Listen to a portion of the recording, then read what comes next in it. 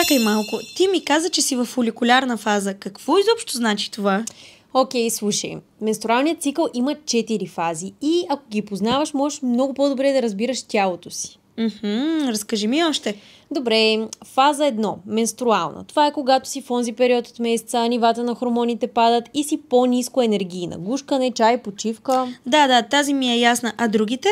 После идва фоликулярната. Тялото се съвзема, имаш повече енергия, чувстваш се по-свежа и мотивирана. Аха, това обяснява защо понякога съм по-ентусиазирана от обикновено. Да, а после овулацията, най-секси фазата. Хормоните са на макс, либидото също, чувстваш се и изглеждаш страхотно. Аха, това обяснява онези ми внезапни желания.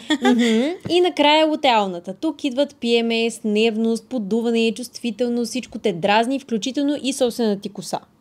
Да. Добре, а какво правим през всичките тези фази? Грижа за себе си и независимо в коя фаза си, гинексит интимна пяна е част от ежедневието ти. Преди, след, сутрин, вечер. Що ме за всеки ден и за всяка фаза, записвам си го веднага в рутината.